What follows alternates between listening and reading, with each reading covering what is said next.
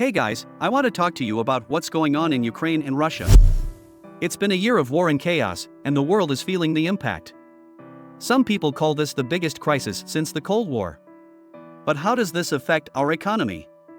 Well, no one really knows when this will end or who will win or lose money-wise. Both countries have lost a lot of money because of the war. Ukraine's economy went down by almost 30% last year. Many businesses had to close and their power plants got destroyed. In eastern Ukraine, whole towns are gone. Europe also has less energy now, so electricity prices are higher and people are angry.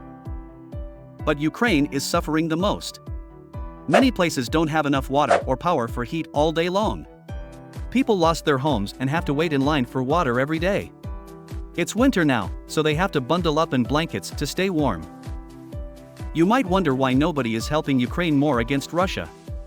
The US and other countries gave them over $150 billion in aid, but that's not enough for what they need to rebuild. They say Ukraine needs over $300 billion more, and most of the aid is loans that they have to pay back later. But the worst part is how many people died or disappeared because of the war. Over a third of Ukrainians left their country since it started, and many can't go back home ever again. The war has hurt so many lives that it will take a long time to heal. Russia's situation is actually worse than Ukraine's, despite Ukraine's obvious suffering. Europe and the United States have imposed over 600 economic sanctions on Russia, causing a severe financial crisis. Although there was some hope that Russia's economy would eventually recover, the numbers show that they are now facing a fiscal crisis unlike any they've experienced in the past 800 years. The United States and Europe have continued to impose economic sanctions on Russia, and this has had significant consequences. When the conflict first erupted, Russia was cut off from the international money clearing system, which left its domestic financial institutions isolated and unable to conduct international trade. As a result, Russia announced that countries wanting to purchase their oil must pay in Russian rubles, leading to a surge in the ruble's value. Additionally, the US froze $330 billion in assets of Russian oligarchs and banks. Despite this, Russia responded by using rubles to pay off their foreign debts. European and US sanctions also restricted imports and exports, and imposed sanctions on large multinational corporations. However, Russia quickly implemented an import substitution program that allowed them to prosper while promoting domestic companies.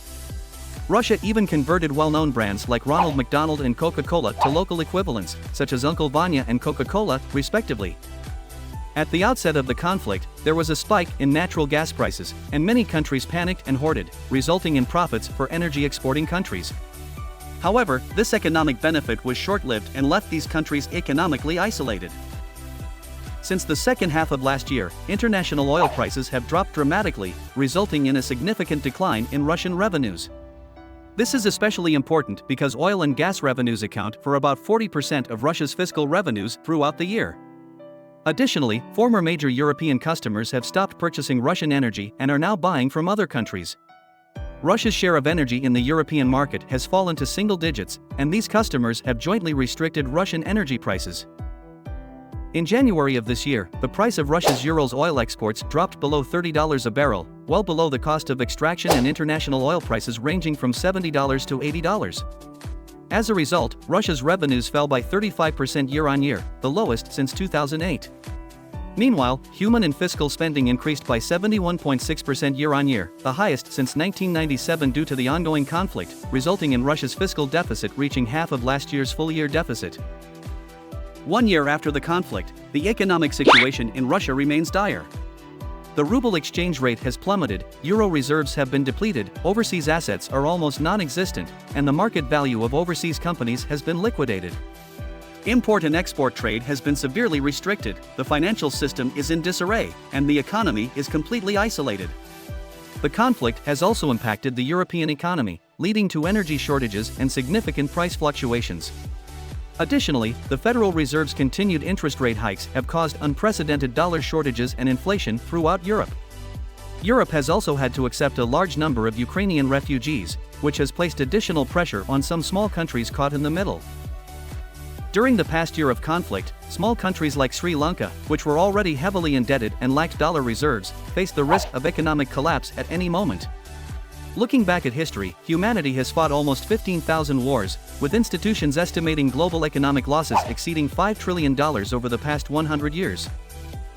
Despite all of this, it's important to remember that war is a disaster for all humanity, no matter when it occurs. I hope you enjoyed my video, and if you did, don't forget to hit that follow button for more fun videos. See you in my next post.